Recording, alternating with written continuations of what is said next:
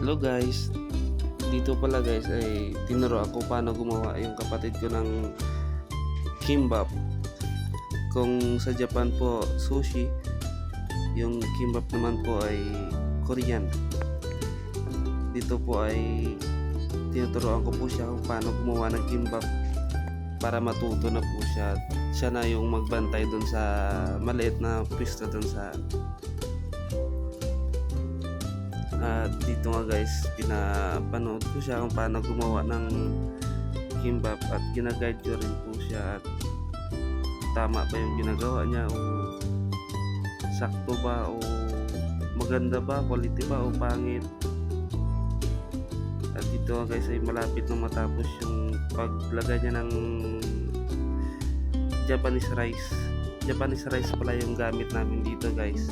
At yan na po, nilagyan niya na po ng radish. Tapos nilagyan niya na rin po dyan ng pipino. At ang kasunod niyang nilagay po ay ano yung nilagay niya na susunod dyan? Bago lang kasi ito guys, bago lang siya kasi bagong salta lang po siya sa Maynila, kaya at first time niya rin gumawa ng ganitong klaseng pagkain. At ayan na po nga pala guys, nilagyan niya na rin po ng carrots po yan. Ayan na po. At yung next niya na nilagay ay ano ba yung nilagay niya na next dyan? Ang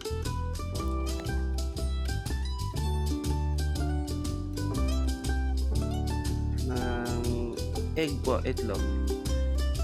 Next niya po na nilagay po dyan ay itlog. Tinuturoan ko po siya dyan. Ay, ano pala, hotdog pala yung nilagay niya na next. Sorry guys.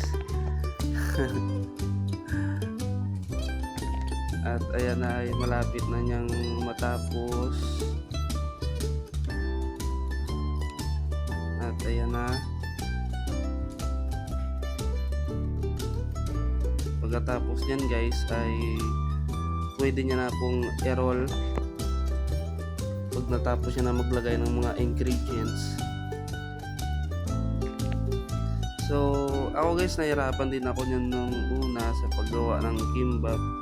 Siyempre hindi ko pa po alam, tsaka sa una po guys napakahirap po talaga gumawa ng kimbap kasi po minsan pag hindi tama yung paglagay mo ng kanin at saka yung kimbap para po guys, dapat i-check nyo rin po yun bago kayo maglagay ng kanin kung may mga butas ba o wala. At dyan na nga po guys, at nakita ko dyan na mali yung pagpipresh niya ng kimbap, kaya hindi masyadong nadikit at hindi masyadong mahigpit yung kapit ng kimbap para kaya natin naruan ko sa dyan guys kung paano ang technique talaga. At ayan na guys, yan na, tapos yun na rin mahigpit na po yan yung pagkakapit